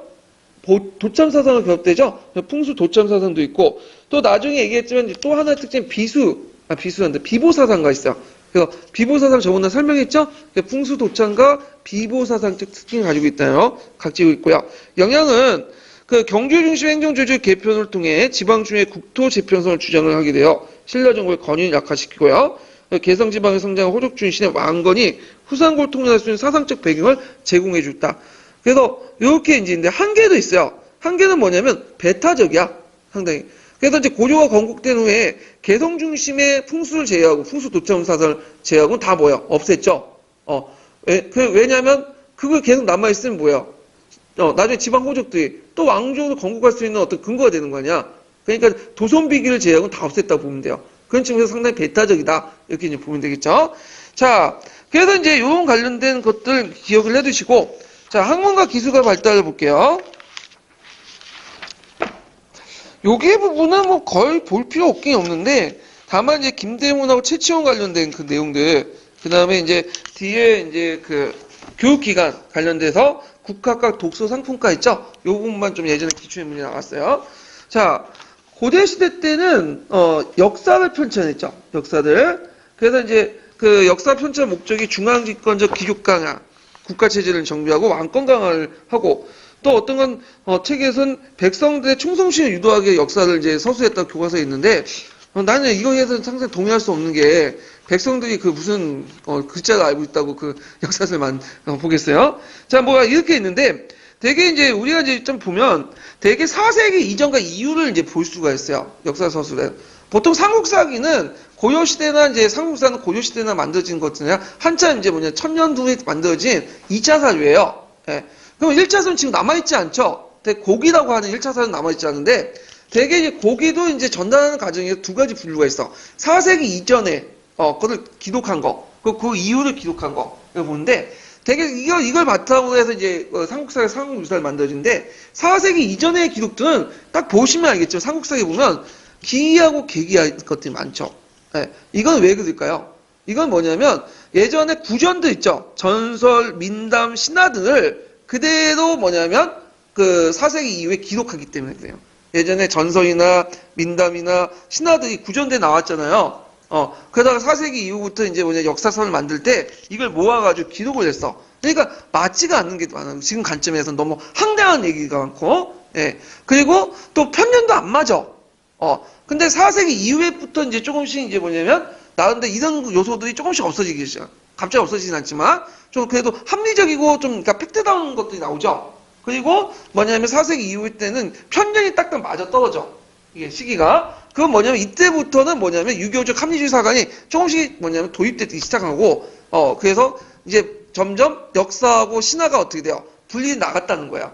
예. 그래서 이제 이걸 볼 때, 이제 그 삼국사 삼국유사를 볼 때, 그 다음 4세기 이전의 기록들, 4세기 이후의 기록들이 정리하는 과정에서 이런 것도 있고, 되게 역사의 어떤 선을 쓰여진 시기를 기점으로 해갖고 유교적 어떤 사관이 정착되면서 역사와 신화가 분리되는 과정에서 이제 역사서든지 체계적으로 이제 만들기 시작한 거야. 이런 것들 기억을 해두시면 되고요. 그럼 각국의 편찬 내용을 보면요, 고구려와 백제, 신라가 이제 보면 고구려의 기록을 보면 6기를 편찬했다고 해요. 근데 6기가 편찬한 시기는 정확하게 몰라요. 이게 6기는 남아있는 기록이라는 뜻인데 되게 이제 학자들은 소승왕 때라고 추정하지 않는가 이렇게 있어요. 그래갖고 이제 건국사실, 추모왕의 건국사실이나 그 다음에 이제 왕각 귀족들의 활동과 계보를 서술하는데 요 당시에 이제 고구려의 건국서다가 약간 변조하게 되기 시작이 않았는가 이렇게 이제 보고 있고요. 그 다음에 이제 신집이라는 것은 이문진이라는 사람이 이제 영양왕 때인데 이건 정확하고 6기를 정리했어. 근데 6기 중에 간추업구 신집 5권을 만들었던 기록이 있어요. 지금 남아있진 않지만. 그래서 되게 이제 어떤 책이냐. 수나라 항쟁 과정에서 군난 국복의 역사를 좀 다시 끄집어내갖고 정리한 거야.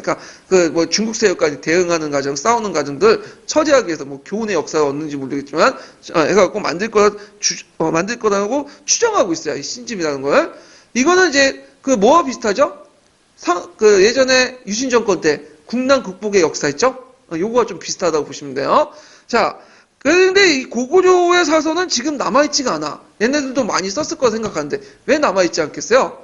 안타깝게도 고구려는 중국에 의해서 당나라에 멸망당했죠. 그때 이제 그 장화석이 점령하고 나서 당나라군들이 그 고구려에 있는 유물이나 유적들 약탈해가고 특히 서적 같은 걸 다 불타 없애버린 거야. 남아있지가 않아 지금. 예, 그냥 안타깝게도 일본 남아있는 것도 뭔가 있다가 없어진 것 같아 지금. 자, 그 다음에 백제를 보면 백제 근초고왕 때 고흥이 서기를 전수했다는 내용이 있어요. 근데 이 서기라는 말이 이게 역사서인지 그냥 문서를 기록했다는 서술인지 정확히 몰라. 하여튼 그 다음에 이제 기록에 보면 또 백제삼서라는 게 있는데 백제삼서는 이제 백제기, 백제신참, 백제봉기인데 이것도 남아있진 않지만 일본서기에 많이 인용되고 있어요.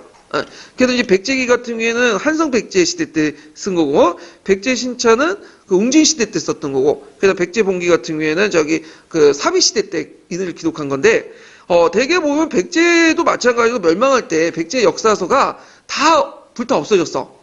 남아있더라도 나중에 소실돼서 남아있지 않아 지금. 그러다 보니까 이제 백제의 역사가 좀 삼국사기에 보면 좀 빈약하죠. 상당히 많이 빈약해요. 그래서 이제 학자들은 일본서기를 많이 인용해요. 일본서기가 물론 가장되고 왜곡된 것들이 많은데 왜 일본서기 인용하냐면 그 백제 유민들이 이제 건너갈 때 일본 갈 때 요 삼서를 가지고 건너온 거야. 그리고 나서 7세기 후반 때 일본서기를 만들 때 거기에 이제 1차서를 쓰이게 된 거죠. 예. 그러면서 그 나머지 부분들을 채워넣기 때문에 가장된 걸 좀 꺼집어내면 그 안에 또 팩트가 있으니까 인용하죠. 그래서 백제에서 가야사 연구할 때 일본 서기는 필독서예요. 예, 이쪽 보고죠. 예. 보고는 맛있지만 잘못 먹으면 뭐가 돼요? 독이 있잖아.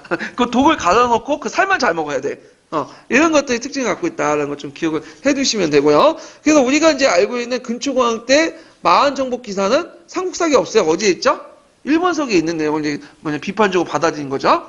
자, 그 다음에 이제 그 서기를 이제 신라를 보죠. 신라는 거칠부가 국사를 썼다고 했는데 안타깝게도 그게 남아있지 않아 지금. 아마 삼국사기 1차사로 이제 쓰여질 거로 생각하고 있는데 거칠부의 국사는 왕통의 정당성을 강조하고 진곤의 범위를 확정짓고요. 그 계보까지 성골과 진골을 다 소급해서 정리해요. 그래서 이게 삼국사기 인식에 반영됐죠. 삼국사기에 보면 헛것에부터 멋진 성골과 진골이 있는 것처럼 설명해요. 근데 학자들은 그렇게 안 봐요. 되게 4세기 때부터 형성돼갖고 6세기 때 버프왕 때 완성이 됐다. 요 정도는 보고 있죠. 예. 자, 하여튼 이런 것도 있다는 거죠. 그래서 지금은 이런 사료도 남아있지 않지만 고기로서 어디에 많이 반영됐다? 삼국사가 삼국유사에 많이 인용됐다 이렇게 보시면 될 것 같아요. 자, 그 다음에 이제 김대문하고 최치원을 보죠. 여기서 한번 비교해서 좀 보세요. 자, 김대문은 신라 중대 때 사람이죠.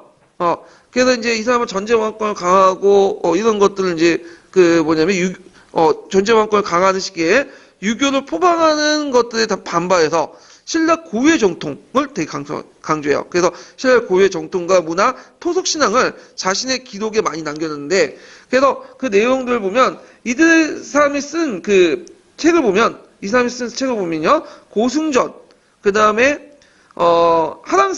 하랑세기는 있다고 보는데 최근에 하랑세기가 이제 발견됐죠. 근데 이 하랑세기에 대해서 이제 여러 가지 말들이 많아. 그래갖고 이제 이거 이작이다. 이런 것들이 이제 많이 많은데 왜냐하면 이제 이 하랑세기에 지금 보면 이 하랑세기가 이제 필사본이 최근 발견됐는데 그 당시 이제 그 박창환이가 그 사람 무슨 글씨인지 잘 모르겠는데 이름은 제가 까먹었는데 그 하랑세기를 이제 그 당시 일제 시대 때 박창환이라는 사람이 그 일본 청원가 보물창고에 있는 쇼쇼인에서 발견하고 필사를 했다고 해요. 예, 필사해서 자기 이제 보관하고 있었는데 이 보관하고 있다가 나중에 죽은 후에 박창환 집에서 발견돼가지고 하랑세기 필사본으로서 나왔는데 거기에 보면 좀 약간 좀 약간 지금 현재적 관점 볼 때는 좀 부도덕한 관점들이 많아요. 예. 그래갖고 과연 이게 진짜 진이냐 진본이냐 가지고 말들이 많거든요. 소설 아니냐 박찬하에. 왜냐면 박찬하라는 사람이 예전에 하랑을 소재로 해갖고 소설책을 쓴 적이 있어 또. 그래서 거기에 보면 무슨 풍습이 있냐면 마복자라는 풍습이 있어요. 마복자가 뭐냐면 남도의 부인 있죠. 남도의 부인이 임신한 상태에서 자신의 하랑에게 그 관계를 하는 거야. 성관계를. 그러니까 남도 부인이 임신하는데 자신의 부인이 자신이 주군이었던 하랑하고 이게 성관계를 맺도록 해주는 풍습이 있나 봐요. 이게 마복자라고 이제 풍습이 있는데 그게 쓰여져 있어. 근데 가만히 생각해도 이게 상식적으로 아무리 신라 사회가 성에 개방적이더라도 이런 이제 뭐랄까 지금 보면 완전 미투도 아니죠. 이제 처죽일감이죠. 과연 이게 있을 건가라는 것도 있고 거기에 나와 있는 그 내용들 보면 뭐 계몽이니 이성이니 뭐 이런 말도 있거든요. 이런 말들은 그 신라 시대 전혀 쓰여지지 않던 말이죠. 언제 쓰였어 이거는? 이거는 그 나중에 일본식 조어 아니에요? 예, 그러니까 이거는 소설이지 않을까라고 보고 있어. 그래서 제일 이제 논쟁이 많은 책이 이 하랑세기와 관련된 내용인데, 자, 하여튼 있고, 그 다음에 이제 그 외에도 이제 책 내용 계림작전. 계림은 예전에 신라의 명칭이죠. 그래서 계림이 작전은 신라의 역사상 중요한 사건들을 기록한 거고요. 그 다음에 한산기는 이제 이 사람이 한산주 총독 갔을 때 그 한산주 지방의 역사와 지리를 이제 기록한 거야. 그래서 이 책은 지금 남아있진 않아요. 다만 이제 어디에 많이 적혀있냐면 삼국사기에 많이 인용이 됐어요. 그래서 우리가 이제 알고 있는 마리간이나 거서간이나 차차문 그런 기록들도 다 이 그 김대문의 그 인용한 책에서 이제 인용한 거죠. 쓴 책에서. 그래서 신라의 문화인 자기 문화에 대한 이해의 중요성을 인식하고 유교 문화에 심취되지 않으면서 삼국시대의 기존 문화를 정토를 계승했다. 근데 의의가 둘 수 있고요. 자, 그 다음에 이제 또 하나의 또 의의는 이제 여기 좀 보면 역사서술을 확대시켰다. 그래서 국왕뿐만 아니라 신민까지도 확대시키고 있고, 그 다음에 이제 하랑세기에서 이제 볼 때 하랑세기는 봉기를 이제 바탕으로 쓴 거거든요. 봉기가 열전 중심의 이제 기전체 사서예요. 그래서 고려시대 기전체 사서의 성립 토대를 마련했다. 이렇게 이제 보시면 될 것 같아요. 자, 그 다음에 최치원을 볼게요. 최치원은 이제 김대문과 반대된 사람이지. 이 사람은 뭘 강조해요? 신라 하대 출신으로서 도당 유학생으로서 유교적 지식인이죠. 그래서 신라의 어떤 골품제 정통을 비판하고 유교 사회를 이제 만들려고 했던 사람이야. 그래서 이 사람의 이제 특징은 골품제 중심의 어떤 신라 사회 반기를 하고 정통을 무시하고 유교 사상 입각을 신라 유교를 극복하고 중국 문화를 보방했죠. 그래서 그 사람의 쓴 책들 뭐 재앙연대력이 있는데 여기 이제 삼국사기에 인용해요. 근데 삼국사에 인용하는데 삼국사기에서 상당히 긍정적으로 본 게 아니라 비판적으로 비판. 왜냐하면 재앙연대력에 보면 신라 고유의 칭호를 다 뭘로 표시했어요? 왕으로 표시했어. 다. 그러니까 이건 직서가 아니라 뭐죠? 개서죠. 그러니까 이제 이거에 대해서 이제 김부식이 비판한 거야. 그래서 이제 김부식은 그 김대문이 신라의 왕을 그대로 거서간, 차청, 이서간, 마리간을 기록했는데 최치원의 유해는 모두 왕으로 적었다. 그러면서 이제 그걸 비판하면서 최치원의 태도가 그 유교적 어떤 사관에 맞지 않다. 이렇게 이제 비판한 거죠. 근데 이건 측면에서 볼 때는 최치원은 오히려 김부식이 최치원 더 좋아해야 되는데 왜 그런지 모르겠는데 유교의 원칙에 보면 뭐 직서주의라는 게 있어요. 있는 그대로 쓰는 거야. 수리부작의 원칙 있죠. 직서주의에 맞지가 않다. 그래서 비판을 하게 된 거야.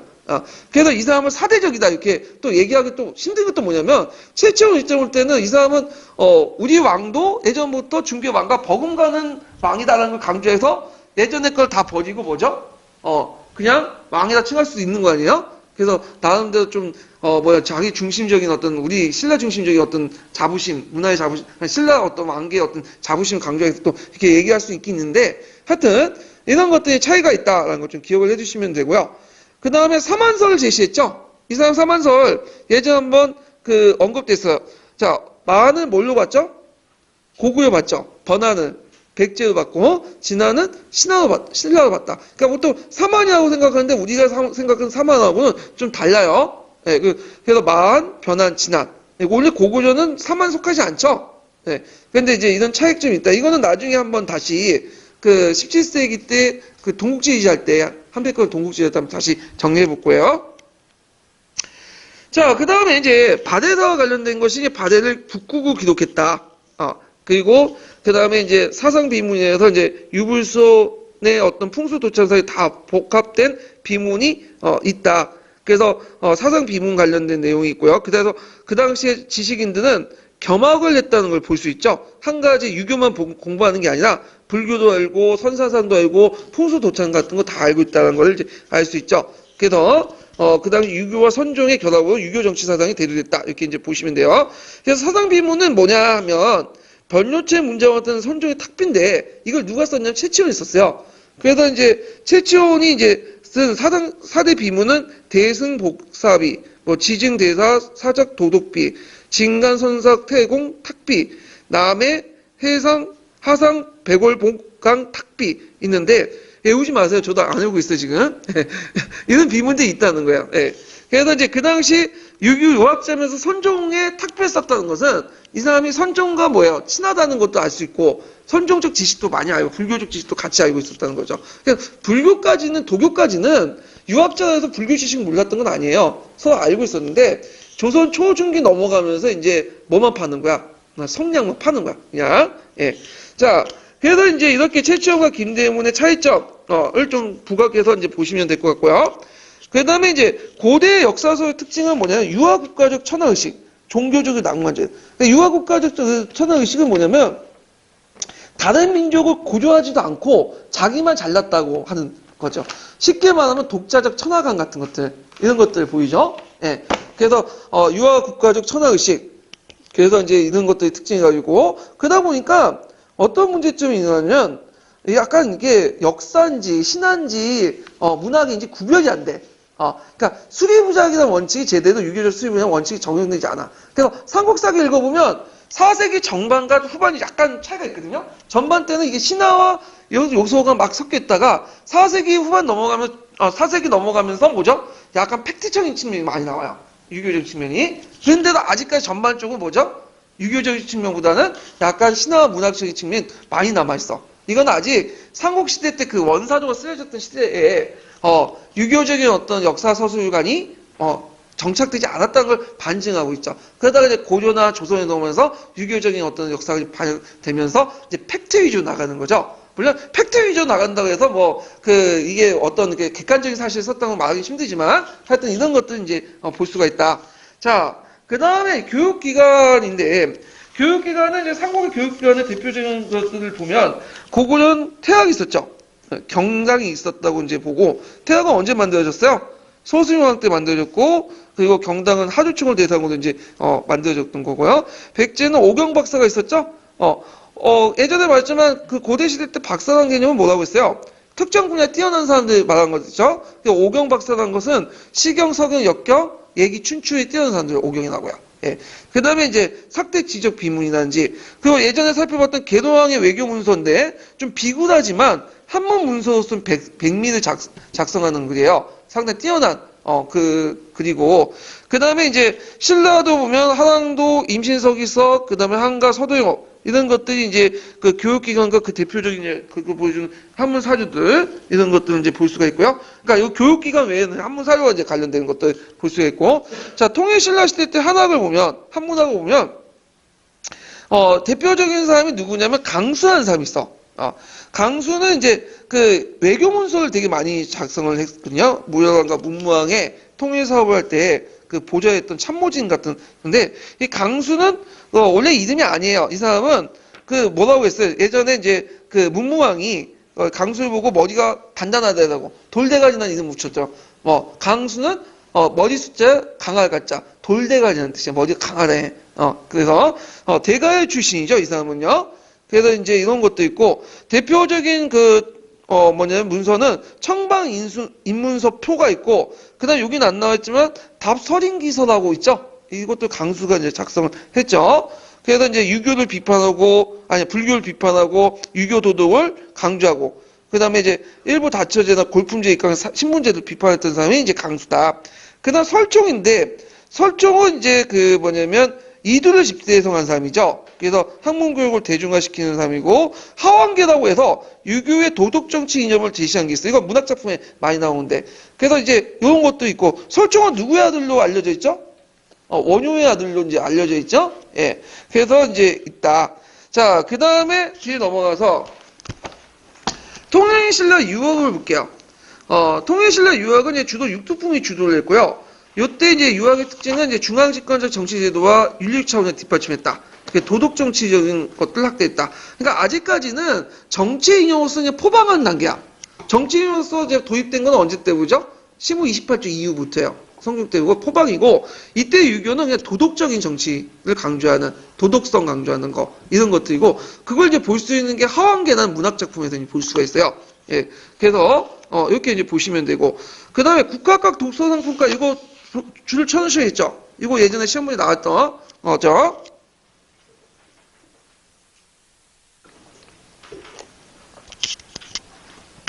자, 국가의 이제 목적은, 전제 왕권을 강화하고, 유교 정치 이념을 수용하고요. 전문적인 관료를 양성하는 거죠. 그래서 족적 중심의 체제에서 고대 관료제 체계를 탈피한 거죠. 족적 중심의 고대적 관료 체계는 골품제 질서를 탈피하겠다. 그 진골귀족을 억압하는 데 있고요. 국가가 언제 만드는 신문왕 때 만들었어요. 그래서 골품제 복수는 실패했으나 유교가 학문적으로 발전하고 지배적 정치인형으로 정착하는데 중요한 계기가 됐다. 그래서 아직까지는 정치인형은 뭐죠? 불교죠. 그렇지만 보완을 했고 포방했다는 것만 보시면 돼요. 포방을 했다. 자, 독서상품과는 그 국학을 신문의 2년에 만들었지만 독서상품과는 하대인 원성왕 때 만들어진 거예요. 그래서 독서상품과의 내용을 이제 보면요. 관리의 등용 기준을 유학 공부의 수준에 따라 3등급을 구분하고 그 다음에 골품과 실력본의 것을 강조하는 거죠. 그래서 이제 그 과목으로는 이제 국학의 교육 내용과 5경, 3, 4, 제자백과서 이런 것들을 공부하고 상품을 나눠가지고 뭐냐면 그 등급에 따라서 성적에 따라서 관리로 등용하는 그런 제도인데 그래서 인문교양을 실시해서 관리를 등용하여 정치 이념을 확립하고자 했던 거다. 그렇지만 결국에는 성공하지 못했죠. 국학이라든지 독서상품과는. 왜냐면 골품제도 근강한 신라사의 진골귀족 때 반발 때문에 성공하지 못했고 육두법은 거기 공부해봤자 국학이나 공부하고 독서상품과에 가서 시험 봐도 합격해도 높은 간직에 등용되지 못하니까 차라리 그냥 어디로 가자 당나라로 가자 해서 도당 유학생들이 많아요. 그래서 여기서 공부하는 것보다는 도당 유학생으로 갔어. 네. 그래가지고 이제 이런 것도 있는데 자 하여튼 요거 예전에 시험 문제 나왔으니까 좀 기억을 해두시고 관련된 그 내용들을 이제 볼게요. 29페이지 8번 문제 볼게요.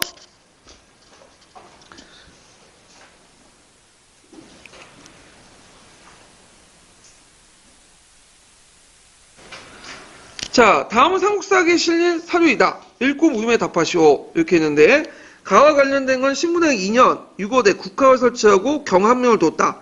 그 내용이고 나머지는 이제 독서상품과와 관련된 내용이죠. 춘추 자시전 및 얘기 및 문서를 읽어서 그 뜻을 능통하고 아울러 논어 호경에 밝은 자는 상등하고 공내 그 다음에 논어 호경을 읽는 자는 중등하고 공내 호경을 강조하는 자는 하등한다. 이렇게 했는데 이 눈여볼 게 이제 호경을 되게 강조한다고 얘기죠.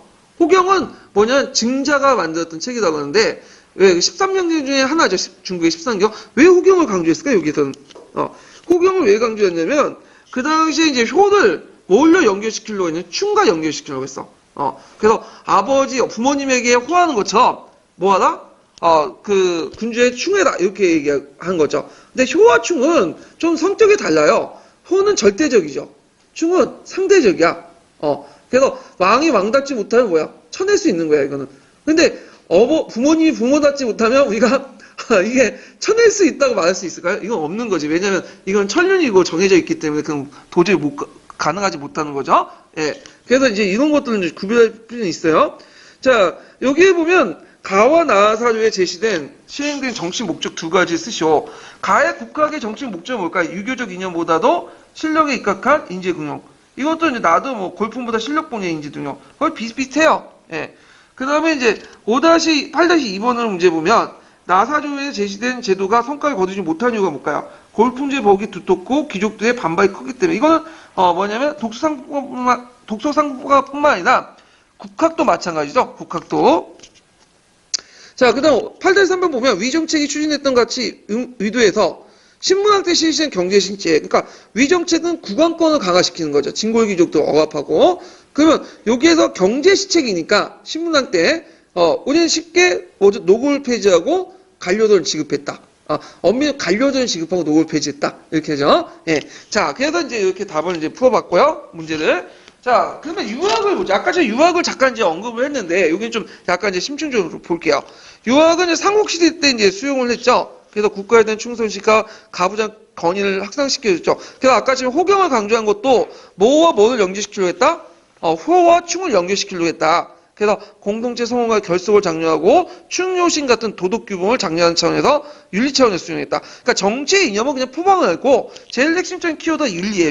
윤리 도덕적인 측면에서 수용했고 그 다음에 이제 그 내용을 보면 경제에 대한 훈구학적 이해와 학문적 소양을 기본한 명문 외교장성 문서에 되게 필요해요. 왜냐하면 그 당시 통일신라 이후부터는 중국과 상대를 해야 됐거든요. 당나라. 그때 당나라에 가서 이제 조공책봉을 맺으려면 포문을 올려야 되겠죠. 근데 포문을 올리려면 뭐가 필요해? 뛰어난 학문학 실력이 필요하고 그 학문학 실력을 입증하기 위해서는 거기에 뭘 많이 집어넣어야 되냐? 유교적 사례, 경제 내용들을 많이 집어넣어야 돼. 유교 지식을 알아야 되겠지. 그러니까 필요한 거야.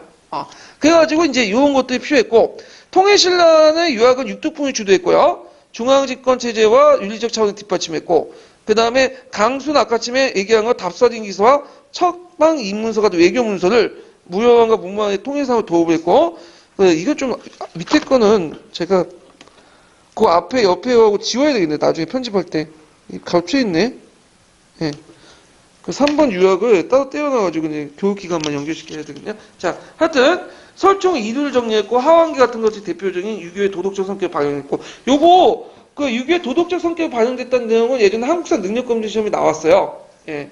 그 다음에 한 개는 기득권을 보호하려는 지분고를 기조에 반발하여 지배이득을 불가능했고 절충 타협했다. 그래서 유교 정치 포방망을 했다. 그래서 이제 유교 정치를 포방했고 정치 인형에 반영한 것은 고려시대 이후죠. 대표적인 것들이 성종 때 시무 28조 그 내용이 있고 그 다음에 그게 이제 생활윤리로서 정착되기 시작한 건 언제예요? 이게 나중에 성리학되지만 이거는 16세기 이후죠. 17세기 이후 이렇게 이제 유교가 우리 생활에 파고들었다. 근데 우리나라 유교는 좀 특징이 뭐냐면 유교가 나중에 얘기했지만 다양한 측면이 있어. 근데 항상 강조하는 게 꼰대들이 강조하는 유교가 뭐냐면 도덕 윤리적인 측면이야. 경세적인 측면, 뭐 철학적인 측면은 얘기 안 해. 유교가 뭐냐면 도덕 윤리적 측면만 강조해. 그래서 장유유서나 강조하고, 춘가 효나 강조하고 그런 것들인데, 자, 그 다음에 목판 인쇄술이 상당히 발달됐는데, 이제 요거는 좀 외워두셔야죠. 무구정강 대다라리경. 예, 요거는 좀 외워두세요. 뭐 여러 가지가 있는데 요거는 좀 외워두셔야 필요가 있어요. 그래서 무구정강 대다라리경. 요게 다라리경은 뭐냐면 부처가 가르친 요체로서 신비적 힘을 가지고 믿도록 하는 충문이에요. 주술문이야. 그래서 이제 이런 것들인데 자, 이 다라리경이 어디에서 이제 발견됐냐면 그 다보탑인가 석가탑인가 그걸 해체하는 과정에서 발견이 됐어요. 이게 이제 당나무로 만들어진 거거든요. 근데 되게 우리나라 종이는 당나무로 만들었어. 그래서 이제 중국계 아니나 우리에서 자체적으로 만든 목판 인쇄술이다. 이렇게 이제 파악할 수 있죠. 근데 이걸 가지고 중국에서는 자기 나라가 만들었다 그런 거야. 그러니까 중국에서는 뭐라고 주장하냐면 자기가 만들었는데 뭐냐면 가지고 왔다. 신라에서 수입해가지고 그때 이제 뭐냐면 석가탑에 복장물로 이렇게 놔뒀다. 이렇게 이제 하고 있는데 자. 그래서 이제 그 예를 든 게 뭐냐면, 중국에서 축천문 한 사람 있죠? 이 축천문가, 축천 문자를 사용했어요. 이게 축천 문자가 한 20가지인가 30가지밖에 안 되는데, 그 20개인가 30개가, 그게 몇 개가 그 안에 있다는 거야. 그래서 이게 자기 나라에서 가지고 왔다, 이게 주장하는데, 근데 이게 결정적인 게 아니라, 이 종이는 뭘로 만들었죠? 당나무 만들었죠? 중국에서 당나무로 종이는 안 만들어요. 우리나라가 만드는 거야. 그래서 우리 거다라고 이제 보고 있죠. 그래서, 현존하는 세계 최고의 목판 인쇄술이에요. 목판 인쇄술. 예. 그리고 또 우리나라는 또 금속 활자 인쇄술도 가지고 있죠. 직지. 예. 그래서 이제 이런 것들을 이제 보시면 될 것 같아요. 석가탑이네, 석가탑. 예. 그래서 복작물 이제 그때 석가탑을 해체하고 이제 다시 복원할 때 그때 복작물로 이제 들어가 있던 것이 요 무구장강 대다라리경이다. 이렇게 좀 기억을 해 주시면 될 것 같아요. 자, 그래서 이제 이렇게 해서 이제 한번 이제 끝났고, 좀 쉬었다가 그 고분과 예술 부분을 할게요.